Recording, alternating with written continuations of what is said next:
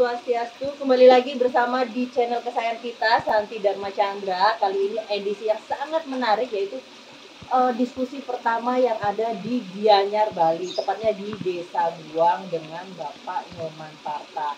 Kali ini Santi Dharma Chandra membahas tentang lingkungan agar masyarakat, agar umat sedharma lebih aware terhadap lingkungan dan alam semesta.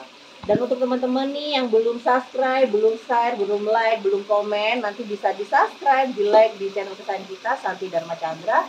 Jangan kemana-mana, kita akan tampilkan diskusi yang sangat menarik dengan Bapak Nyoman Parta. Om Swastiastu. Om Swastiastu. Baiklah, kembali lagi bersama channel kesayangan kita, Santi Dharma Chandra. Kali ini ada edisi yang sangat menarik, liputan syuting langsung di Gianyar, Bali.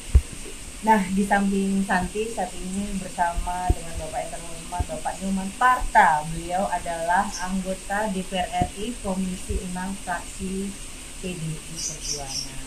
Nah, kalau untuk di sini kita nggak ngomongin tentang politik ya Pak, tapi tentang lingkungan. Nggak ngomongin pejabat, tapi ini buat lebih kenal identitasnya. Nanti kan tanya Pak Nyoman Parta ini yang mana, kan penontonnya itu banyak yang dari luar daerah, terus banyak anak-anak muda. Baiklah, Pak Nyoman Parta, sebelumnya bagaimana Pak kabarnya Pak? Baik. Ya. Saya baru datang dari Jakarta. Oh gitu. Ini mau mengunjungin ada saudara. Oh iya. Oh bisa. Terus nyampe di Bali nya?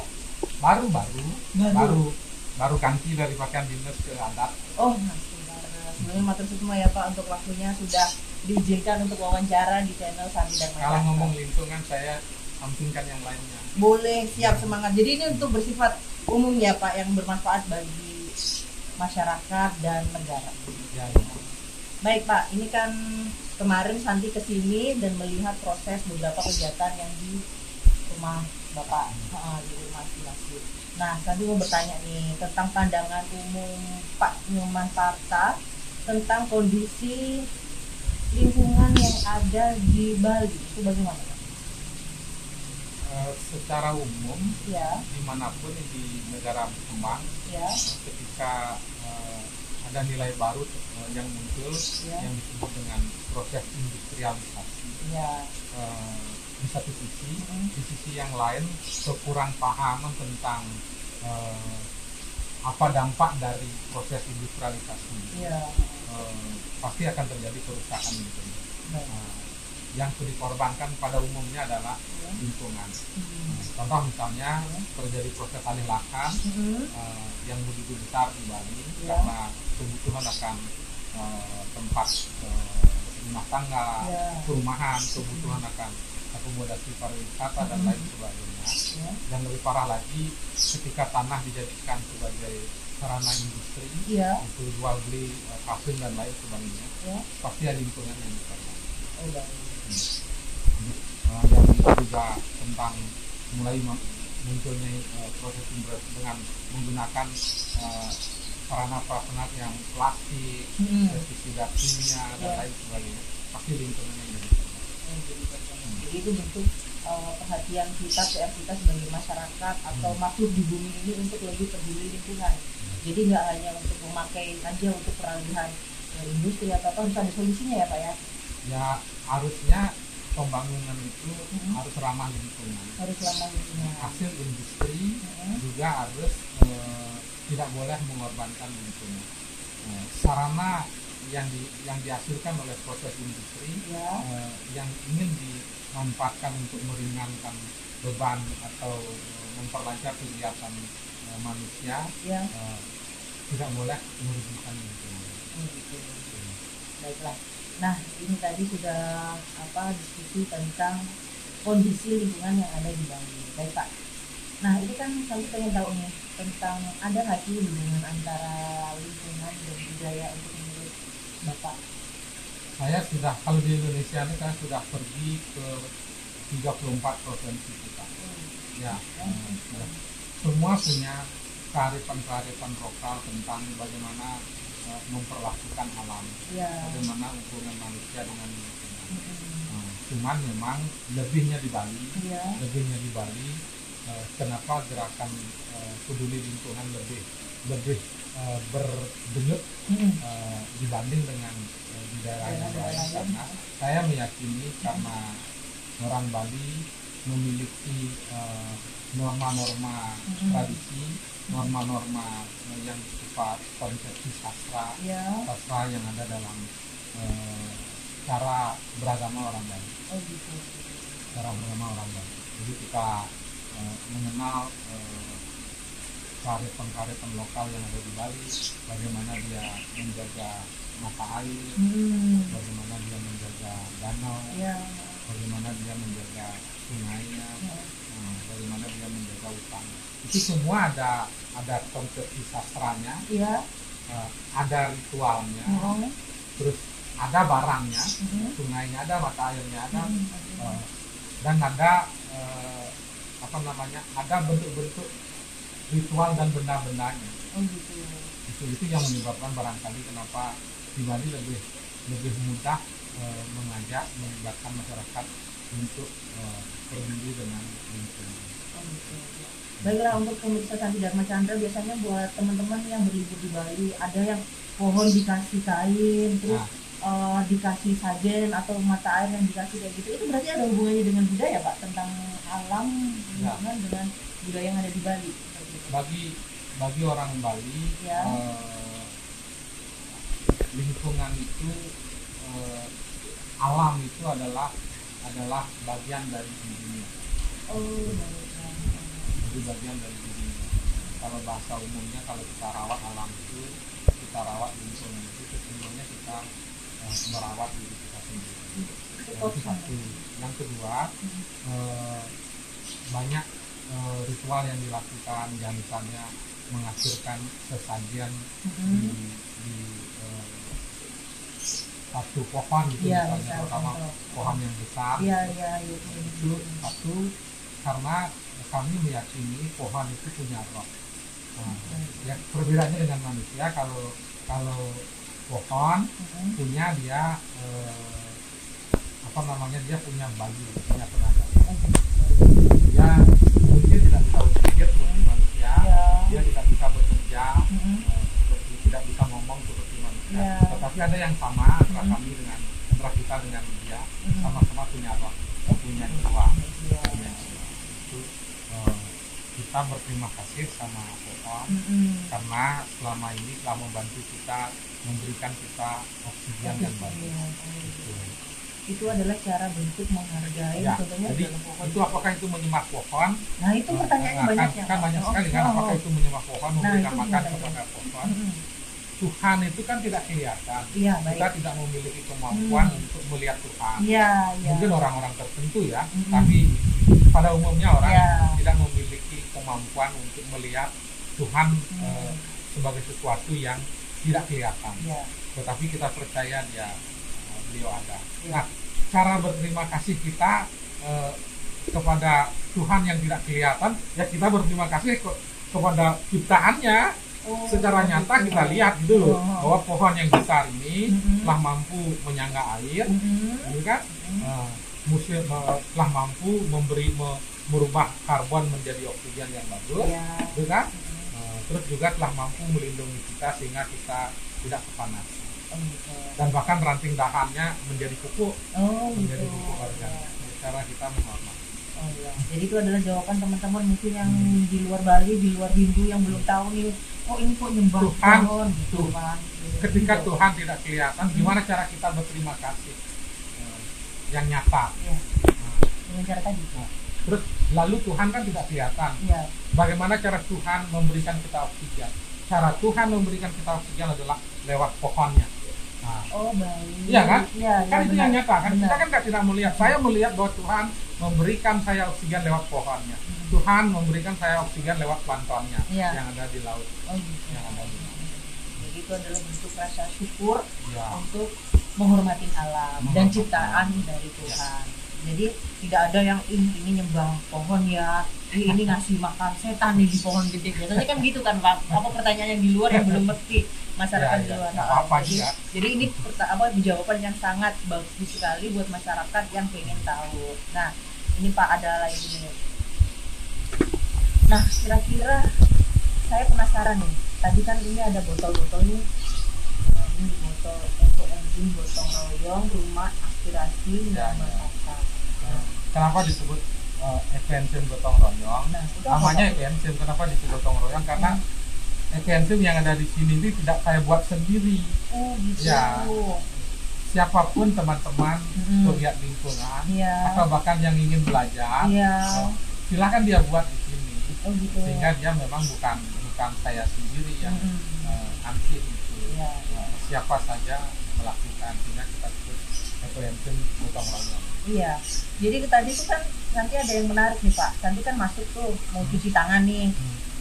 Cuci Sabun, tangan pakai ini. ya sabun.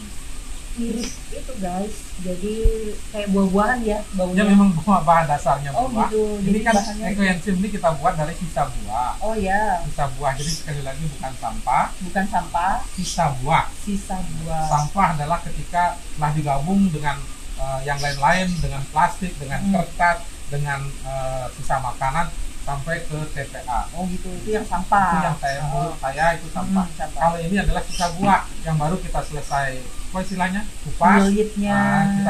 Kita lepas kulitnya, kita makan dagingnya, lalu kita jadikan kulitnya itu FNC. Oh, Jadi itu bukan sampah. Bagi saya itu adalah sisa buah. Jadi bisa setiap rumah atau itu bisa bikin Eco Engine sendiri ya Pak ya dari Ini sangat gampang, membuatnya sangat gampang. Kalau selama ini kan persoalan sampah organik kita tidak termanfaatkan dengan baik. benar sekali. Kalau dia dibawa juga ke TPA, dia juga akan terakumulasi. Iya. Sampah organik yang terakumulasi juga merugikan lingkungan karena dia mengeluarkan metan. Iya.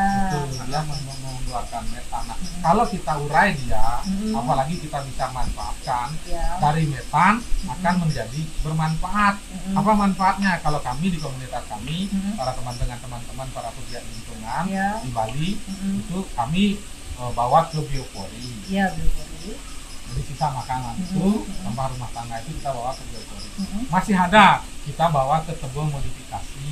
Oh baik. Nah, Ya. tebelnya adalah kearifan lokal Bali, asli Bali. Iya. Tempat untuk membuang, salah satunya adalah tempat untuk membuang sampah organik.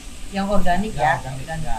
Karena dulu tebel itu datar, sekarang tanah itu sudah mulai sedikit, ada fungsi lain yang dibebankan kepada tebel. Ya. Kita buat tebel yang modifikasi, yang ke bawah, yang seperti itu. Nah, yang ketiga, kita juga bisa jadikan sampah organik itu komposter, Oh iya. untuk pupuk. Dan yang terakhir, sisa buah organik yang bersih kita gunakan Eco Engine. Oh gitu. Tapi ini kan apa? Nanti lihat ada 2 jenis nih Pak. Ini ada yang kayak gini, terus yang ini ada yang gelap. Itu bisa Nah, ini dibedakan nggak apa? buahnya sama, cara membuatnya sama, campurannya sama. Ya. Yang membedakan adalah gulanya. Oh gula. Ya, karena ini kan menggunakan gula, air, dan buah dan sisa buah. Jadi kalau menggunakan molase, dia jadi coklat begini, coklat tua. Iya. Kalau kita menggunakan GMT atau mungkin juga gula aren itu, Iya. dia akan jadi seperti ini. Bahkan kalau gula aren bisa jadi lebih cantik dari ini, Oh gitu. lebih cantik, lebih kuning dari inilah, lebih tua dari ini. Luar biasa ya untuk pembuatan ini, nanti bisa diproduksi di rumah tanpa Ya. ribet, apa bahannya juga gampang dicari. Fungsinya juga sabrek. Oh ya, Fungsinya apa sama. aja itu Pak kalau untuk Kalau kami di sini dengan teman-teman para pegiat lingkungan sudah familiar sekali dengan cairan multifungsi ini. Kita gunakan untuk ngepel, ya, pengganti bahan kalsiumnya. ya. Kita pakai untuk mencuci piring. Kalau sabunnya ya saya sudah pergunakan untuk mandi, Oh, serius? serius, Oh, untuk mandi dan juga terutama sekali untuk keramas. Karena bukan testimoni pribadi saya dulu ketombean, serius. Biasanya di sini penuh dengan putih-putih. Sekarang semenjak menggunakan ini, kenapa fanatik? Karena salah satunya jadi baju tidak cepat kotor. Oh, baik. Dan teman-teman lain juga telah membuktikan itu. Jadi sisa setelah kita ngepel, kita juga bisa gunakan untuk pupuk, Ya. pupuk anggrek dan lain sebagainya. Oh, bisa buat pupuk juga? Ya, pupuk memang salah satu fungsinya juga itu. Oh, gitu. Fungsi utamanya adalah memurnikan air, memurnikan air. Kenapa kita tuangkan ke sawah kita tuangkan ke sungai kita, ke got kita, ke danau kita? Karena memang fungsi utamanya adalah memurnikan kualitas air. Oh, gitu. Karena dia bisa membantu mengurangi pencemaran. Nah, kenapa kita semprotkan ke udara? Karena dia bisa membantu atmosfer kita untuk mengurangi karbon menjadi oksigen. Sangat bermanfaat ya. Ya. Ini satu produk Membantu kualitas oksigen. bisa untuk bermanfaat banyak hal. Sangat banyak. Ya. Ya, dari metan, kalau kita akumulasi di TPA dia jadi metan. Ya. Ketika kita urai, kita manfaatkan, dia jadi enzim. Oh, gitu. Dia jadi enzim kan luar biasa. Dari tidak berguna bahkan mengancam menjadi berguna bahkan menguntungkan. Ya, jadi jangan meremehkan yang dari hasil buah kulit-kulitnya karena sangat bermanfaat. Baiklah Pak, kira-kira ini kan sangat menarik nih, tapi banyak masyarakat yang belum tahu nih. Kira-kira kalau ada masyarakat yang nonton di sini atau masyarakat yang lain, ya silakan Pak. Kira-kira boleh nggak Pak belajar di sini nih? Saya mau belajar nih, pengen tahu ekoenzim gimana. Boleh nggak Pak belajar di sini? Rumah ini, ya? Jadi rumah Kiras ini memang kami dedikasikan untuk menjadi tempat semua orang. Tempat ini juga sering dipakai rapat oleh ibu-ibu PKK, oleh para mahasiswa, kegiatan les bahasa Inggris, matematik untuk anak-anak. Ya. Sering dijadikan kumpul-kumpul oleh teman-teman komunitas lingkungan. Ya. Satu dua juga ada beberapa artis yang datang, guru-guru PKK yang datang untuk belajar tentang ekoenzim dan lain-lain. Iya. Jadi ini sangat bisa untuk sarana saling diskusi, belajar. Karena Pak Santi pas kemarin lihat selain pembuatan ekoenzim ya, yang hari kemarin lalu ke sini ada kegiatan yoga juga Pak. Jadi ya, seru banget di sini. Ya kan, nanti sore ada yoga. Oh gitu. Sore ini ada yoga. Kita yoga di sini tiap hari Rabu, tiap hari Minggu dan Rabu. Oh, baik. Kalau Minggunya pagi, kalau Rabu sore. Gitu. Jadi itu sudah yang dijelaskan tentang ekoenzim, manfaatnya. Terus yang kalau mau belajar bisa datang di Desa Guang, Gianyar ya, di rumah aspirasi. Ya, di rumah aspirasi Bapak di rumah Tata. Tanya aja, nanti semua masyarakat sudah tahu. Nah, ini tadi udah dijelaskan.